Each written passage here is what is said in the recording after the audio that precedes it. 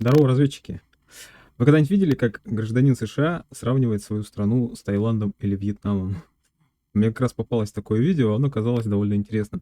Да, оно немножко не о России, точнее, я бы сказал, ну совсем не о России, но тем не менее, это не делает его менее интересным. Давайте глянем небольшой фрагмент, ну как небольшой, я там поотрезал, совсем прям неинтересно. Кто хочет посмотреть полностью, там, в зависимости от того, где вы смотрите это видео, если YouTube, то ссылка в комментарии прикрепленном, если вы в Телеграме, в Рутубе или ВКонтакте, то смотрите предыдущую публикацию, там будет опубликован перевод. Погнали. Большую часть нашей жизни мы жили в Южных Апалачах в Восточном Таннесси, а потом переехали в Юго-Западную Вирджинию. У нас не только личный опыт, но и мы видим, как страдают наши семьи. Так что эта история Тут стоит отметить, что Апалачи — это не штат, как некоторые могут подумать, это регион, который имеет как бы такой, скажем так, типа ну, виртуальный, как наша, допустим, Сибирь, да, то есть насколько я знаю, вроде как нету формального региона Сибирь, есть Иркутская область там и так далее. То есть Сибирь состоит из областей, также вот Апалачи примерно то же самое.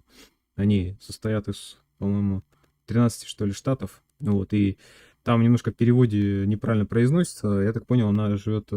Сначала они жили в Теннесси, а потом в Вирджинию переехали. не только о нас, это история о нашем сообществе, о наших друзьях, наших близких и о многих из вас. Мы сделали все, чтобы это сработало.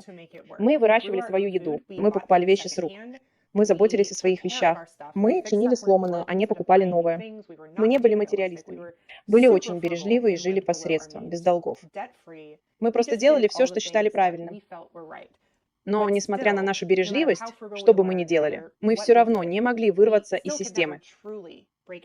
И это касается не только населения, это касается наших близких, наших бабушек и дедушек, теть, двоюродных братьев и сестер, соседей. Они все так усердно работают и все равно борются. Они работают на фабриках, стройках и скотобойнях, в больницах, в школах.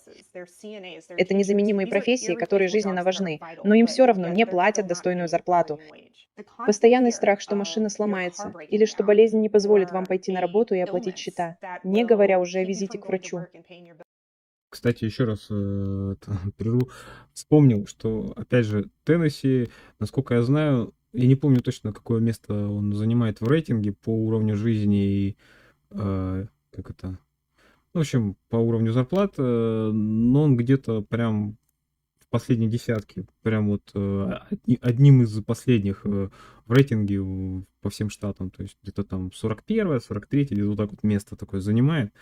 Поэтому, по сути, женщина рассказывает нам о жизни в одном из самых прям беднейших регионов США. Один неудачный месяц может полностью разорить вас. Это не свобода, это режим выживания, и это то, что чувствуют миллионы людей по всей Америке. Это страна, которая является самой богатой в мире, но огромный процент населения едва сводит концы с концами. Поэтому мы приняли решение, которое большинство людей даже не считают возможным. Мы уехали. Мы начали путешествовать по Юго-Восточной Азии, Таиланду, Вьетнаму. И то, что мы увидели, полностью изменило наше представление о том, как выглядит бедная страна. И что возможно, когда общество ставит людей выше прибыли. Мы немногого ожидали, когда уезжали из США. Честно говоря, мы просто искали более доступное место, где можно было бы выжить и жить лучше. Но то, что мы нашли здесь, превзошло все наши ожидания. Мы нашли доступ к здравоохранению, доступному жилью, транспорту, свежим продуктам, прекрасному сообществу, безопасности. В странах, которые, как нам говорили всю жизнь, были странами третьего мира, в Таиланде есть всеобщее здравоохранение. Во Вьетнаме 90% людей застрахованы по государственной программе, и расходы на здравоохранение намного ниже. Когда мы были во Вьетнаме, нам пришлось отвезти нашего 2-летнего ребенка в больницу после травмы головы. Вам тоже, да, показалось странным? Мне вот уже, я вот сколько смотрю интервью, ну не интервью, ну скажем так, в общем, сколько раз мне попадалось видео людей, которые из США куда-то переезжали, ну в большей степени в Россию, у многих прям дети получали травмы головы. Мне вот интересно, это какая-то вот западная беспечность, что ли, в воспитании детей? Потому что, ну, это прям какая-то повальная у них проблема. И мы заплатили чуть больше $7 из своего кармана за прием. И это без медицинской страховки. В то время как в Америке прием у врача может стоить $300, а визит в больницу $1000. И это со страховкой. Что касается еды, то здесь она очень полезная. Она свежая. Ее выращивают на месте. На каждом углу есть местные уличные рынки. Еда доступная, даже если сравнивать ее с зарплатами местных жителей. Здесь есть свежие овощи, фрукты, мясо, специи и готовые блюда, которые можно просто взять и унести домой, приготовленные местными семьями. Даже бедные семьи здесь хорошо питаются. У них есть доступ к доступной и здоровой пище. Она не принадлежит корпорациям. Она не приносит прибыль. Это просто местные жители, которые кормят друг друга. Сравните это с сельской Америкой, где обработанная пища более доступна. Может быть, это единственное, что есть. И людям приходится ехать за 20 миль, чтобы добраться до продуктового магазина. Что касается сообщества, то здесь оно сильное. Они по-прежнему очень ориентированы на семью. Семьи живут вместе, старших уважают, детей уважают. Люди знают своих соседей. Они заботятся друг о друге, даже о нас, даже о том, что мы иностранцы, даже о том, что мы не из этого района. Просто атмосфера сообщества, которую мы чувствуем. Особенно с нашим 2-летним ребенком здесь мы чувствуем себя в безопасности и принятыми. Послушайте, нам всю жизнь говорили, что Америка величайшая страна в мире. И я здесь не для того, чтобы критиковать Америку. В Америке есть много удивительного. Мне нравятся некоторые аспекты жизни в Америке. Конечно, я этого не отрицаю. Но мы все равно должны признать проблемы, с которыми сталкиваемся. Многие из нас сталкиваются с ними и действительно борются. Нам внушали, что если мы будем усердно работать, если пожертвуем многим, то все будет хорошо. Но за границей я поняла, что хорошее качество жизни – это не только богатство и зарабатывание денег. Это еще и приоритеты. Эти страны не идеальны, далеко не идеальны. Ни одна страна не идеальна. Это вот то, что я пытаюсь доказать иногда своим оппонентам, что нет идеальной страны. Есть страна, которая не подходит лично тебе, допустим. Я никогда не перееду, допустим, там, в Иран. Не потому, что он плохой или какой-то не такой. Просто там люди живут вообще с другой культурной идентичностью. То есть мне будет сложно там просто как бы встроиться в общество. То есть я не хочу принимать их порядки, да, поэтому логично, что и я туда не еду. Меня больше всего прикалывают люди, которые приезжают в другую страну и начинают жаловаться, что это тут не так, а это тут не так. Блин, ну это называется другая страна, то есть как бы логично же, да, то есть ее построили другие люди в других условиях. Человек вообще сам по себе это продукт обстоятельств. То есть когда мы говорим, о, этот человек плохой, он может быть плохим, но в то же время ты же должен понимать, почему он таким стал. Он же рос в определенных условиях. Также и страна, она такая, какая она есть, потому что она образовалась в определенных условиях, уникальных условиях. США такая, какая она есть, потому что она вот в таких условиях. Россия такая, какая она есть, потому что она росла в других условиях, в окружении, блин, врагов, грубо говоря, которые постоянно там нападали, то с одной стороны, то с другой стороны. Поэтому, блин, естественно, у нас оружие одно из самых востребованных вещей, как бы, то, что мы лучше всего делаем. Вот, поэтому оценивать, сравнивать страны, это на самом деле, по-моему, глупость. Это как спор птицы и рыбы. Что лучше, небо или вода? По-моему, ну, плюс-минус это где-то вот в этом плане. Но они ставят во главу угла здравоохранения доступное жилье, транспорт, заботу о сообществе, человеческое достоинство. В то время как в Америке это ускользает от миллионов людей. Поэтому, когда нас спрашивают, почему мы уехали, разве не страшно переезжать за границу? Мы отвечаем «нет». Страшно быть в одном шаге от потери всего из-за визита в больницу. Страшно видеть, как люди, которых ты любишь, ломаются от стресса, долгов и изоляции в самой богатой стране на Земле. Если вы сейчас боретесь, если вы устали, встревожены, напряжены, просто знайте, что это не ваша вина. Вы не ли.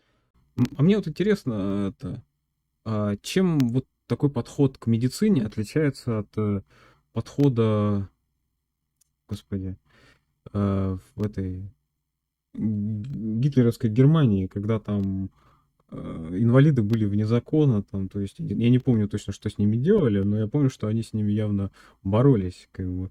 Ну, вот просто не это ли является... То есть там они просто декларировали этот естественный такой, ну, в кавычках, естественный отбор, да, как бы. А тут он как бы неявный, типа, ты больной, какой-то не такой. То есть, короче, грубо говоря, ты не приносишь нам пользы, да, нам, в смысле, это не государству, а бизнес верхушки, да, как бы вот этой вот. То есть ты нам не приносишь пользу, ну и все, как бы загибайся там, подыхай где-нибудь там в своем гетто и не мешай нам колотить бабло. ленивы, не глупы и не сломлены. Вы живете в системе, которая не была создана для вашего успеха. Она не предназначена для того, чтобы заботиться о вас. Она создана для того, чтобы извлекать из вас выгоду.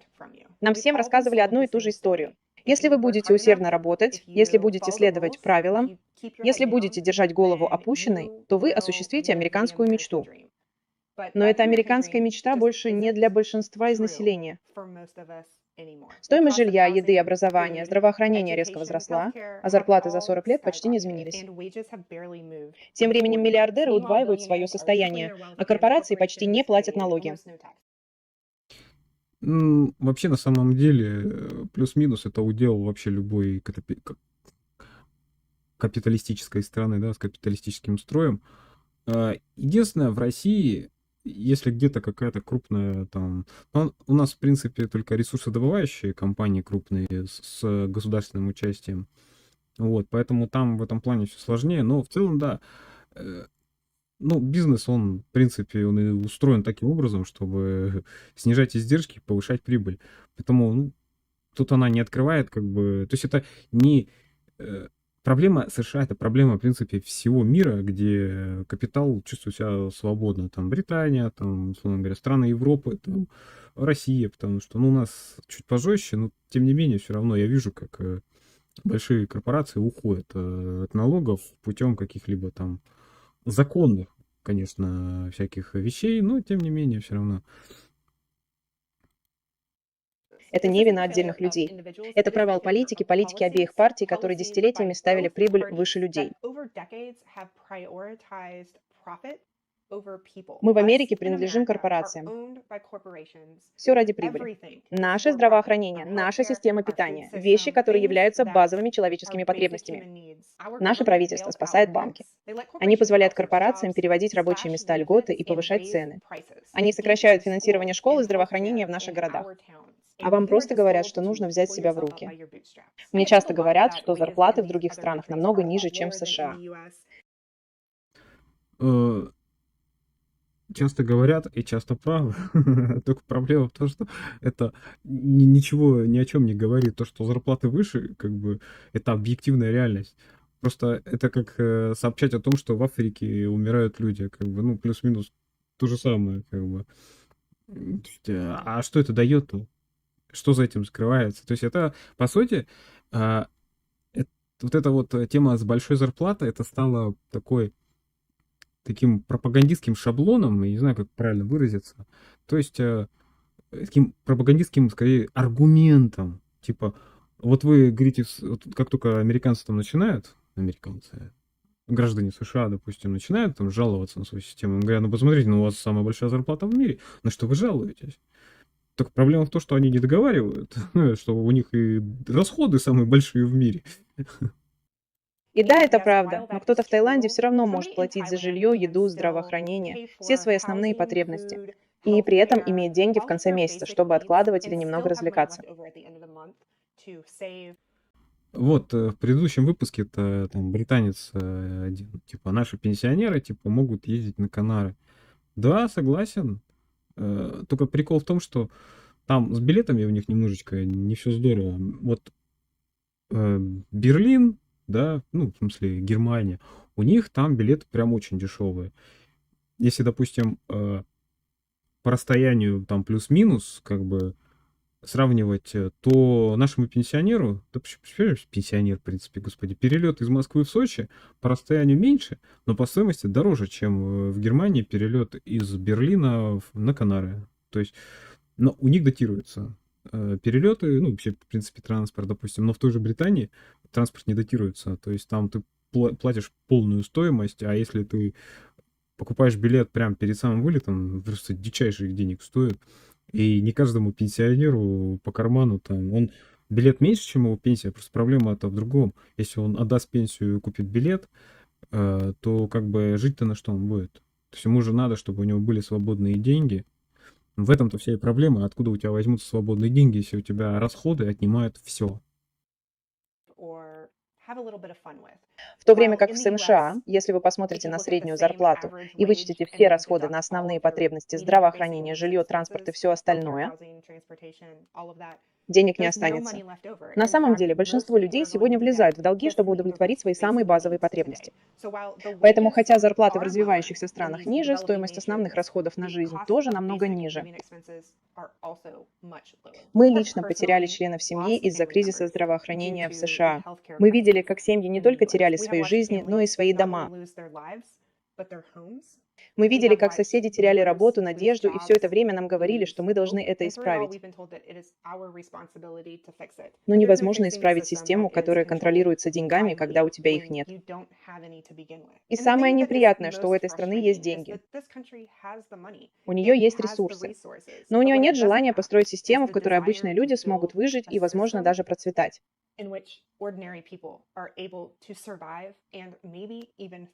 Вот почему мы уехали. Не потому, что ненавидим Америку, а потому, что хотели жить. Предыдущий фрагмент, вместо того, чтобы начать запись, я начал трансляцию. В итоге те, кто попал на трансляцию, были наверняка удивлены, что это вообще происходит. Я, честно говоря, долго не мог понять, куда у меня делать запись. Весело.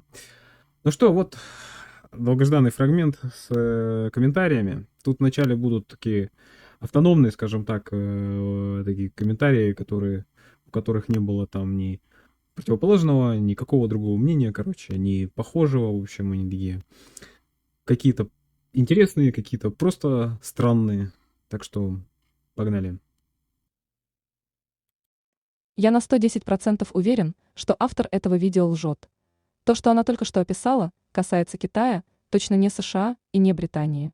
Кстати, я из Британии и всю жизнь последние 20 лет читаю новости BBC, и это единственные новости, которым я доверяю. Мне вот интересно, это шутка такая, такой английский юмор?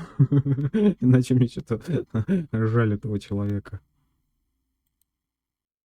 Американцы, которых я встречал в Европе, например, в Италии на отдыхе, были довольно богатыми. Чувак, а если бы ты в Монако встретил не только американцев, но и украинцев, россиян, не знаю, там, монголов, татаров, как бы, они тоже показали быть очень богатыми, и это сложно было бы оспорить, там действительно тусуются очень богатые люди. Это вот такая себе логика. Мне 66 лет, я гордый американец, и вот уже более 11 лет Смешно, да? живу в Таиланде. Я гордый американец, мне 66 лет, я живу в Таиланде. Я пережил все, что вы перечислили, каждую мелочь. Жизнь в Америке слишком тяжелая, слишком дорогая и слишком опасная. У меня степень MBA, и свою карьеру я закончил на посту директора по персоналу. Да, это, конечно, это шикарно. Я гордый американец, живу в Таиланде. Суть в том, средний доход в США высокий, но медианный доход низкий. Крошечная часть населения невероятно богата, а большинство бедны. Это, кстати, очень интересная вещь. Я, на самом деле, недавно узнал про такую штуку, как бы медианная зарплата, ну, в принципе, медианный показатель. Это очень интересно в том плане, что когда нам указывают на что-то среднее, то есть, ну, просто вот, для тех, кто, короче, не в курсе, что такое средний показатель? Средний показатель, ну, мы, в принципе, все знаем, да, допустим, 9 человек зарабатывают 40 тысяч, а один человек зарабатывает 10 миллионов. В среднем все зарабатывают 10 миллионов 40 тысяч. Медианная зарплата, она как раз получается, если мы выводим медианную, то медианная зарплата будет 40 тысяч, то есть она ближе к реальности. Выбирается там, короче, я вот упустил этот момент, выбирается средняя, не средняя, в смысле там плюсуется, делится, а именно вот берется перечень зарплат, вот 40, 40, 40, 40, миллион, а выбирается середина, то есть из этого списка выбирается середина. Если, ну, нечетное количество, то выбирается среднее. Если количество четное, то 2 средних плюсуются, делятся на 2, и вот мы получаем медианную зарплату. Вот, это, ну, тоже не самый, как бы, объективный показатель, но он ближе показывает реальную ситуацию с зарплатами. Никто вам ничего не должен. Обвиняйте своих родителей за то, что они вас родили. Правительство– это не ваш папаша. Да, этой логикой вообще можно, в принципе, все объяснить и довести до абсурда любую ситуацию. Государство вам ничем не должно. Так если мне государство ничем не должно, тогда почему государство с меня налоги тогда забирает? Почему государство с меня берет за образование, как бы, то есть... не, ну это неправильно, да. Как раз оно и берет с меня деньги за образование, потому что оно мне ничего не должно. Да, но тогда, если ты за все платишь, тогда я не понимаю, за что ты берешь налоги. Я понимаю, почему я в России плачу, допустим, те же 13% дохода, со своего дохода, да, потому что до этого я бесплатно отучился в школе, у меня есть право бесплатно поступить там в любое высшее учреждение, да, высшее учебное учреждение. То есть, и потом, то есть государство, вложив в меня деньги, потом требует с меня налоги. Но если государство не вкладывает в меня деньги, тогда почему оно требует с меня налоги? Я понимаю, когда налог плачу за дом, то есть за земельный участок, за дом и так далее. Потому что, ну, дороги, инфраструктура, она должна на что-то содержаться. У нас в России немножко сложно с этим в том плане, что мы еще не перестроились на вот этот вот капиталистический уклад.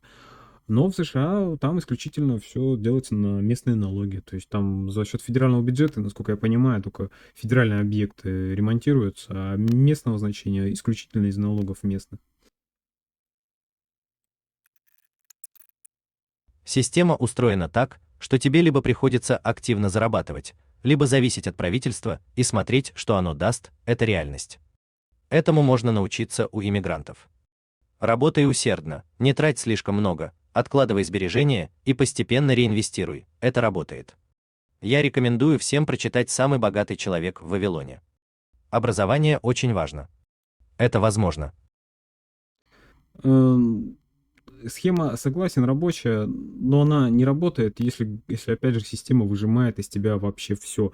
И ты живешь не то чтобы там по доходам и расходы, а когда твои расходы обязательные выше твоих доходов, тогда как ты можешь работать по такой схеме что-то делать? Это же тоже ты же должен понимать, что как ты можешь сэкономить на вещах, которые обязательны. То есть ты не можешь сэкономить на налогах. То есть как бы, ну, объективно. Поэтому с точки зрения США, ну, из того, что нам сообщила женщина, да, такая схема не работает. Она работает только если у тебя очень большая зарплата.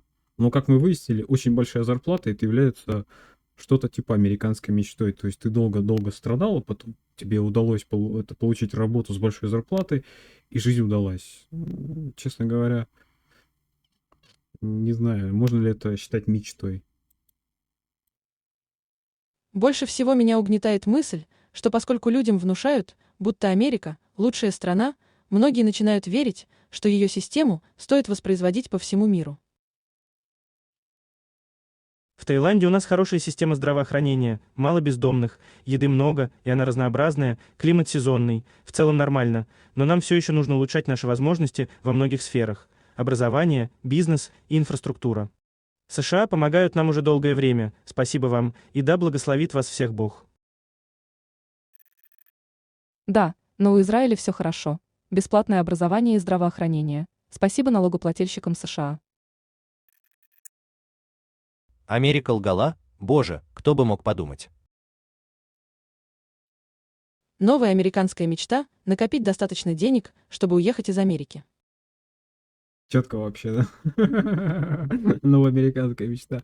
Это мне понравилось, потому что тетка-то рассказывает, говорит, в Таиланде-то круче, чем в США. В итоге чувак пишет, типа, что «О, спасибо, США, что помогаете нам, да, у нас тут все нормально». То есть, и ведь на самом деле, действительно, ведь это же плюс-минус то, за что мы ругали СССР, когда нам тут не очень хорошо жилось, СССР везде всем помогал. Вот за это сейчас очень сильно ругают США, граждане США. Типа, что нифига себе, блин, мы тут миллиарды отдаем, а сами тут последний хрен без соли доедаем. Очень интересная мысль. Ну что, коллеги, как видите, эксперименты не прекращаются даже в рамках отдельно взятого проекта. Что я могу сказать? Это был разогрев, такой небольшой срез комментариев под видео о том, как США перестала быть страной мечты для миллионов американцев. Дальше будут уже отдельные тематические выпуски про кредиты, долги, работу, медицину, про то, как угроза Китая стала возможностью уйти от проблем США и так далее. Поэтому, чтобы не пропустить, подписывайтесь, если вы не подписаны, ставьте лайки, колокольчики. Если на Рутубе смотрите, жмите ракета. Собственно, в комментариях жду от вас ваши мысли, что вы думаете по этому поводу, ну, по поводу темы выпуска или отдельно взятых комментариев. Поэтому спасибо, что досмотрели видео до конца, и до встречи в новых выпусках.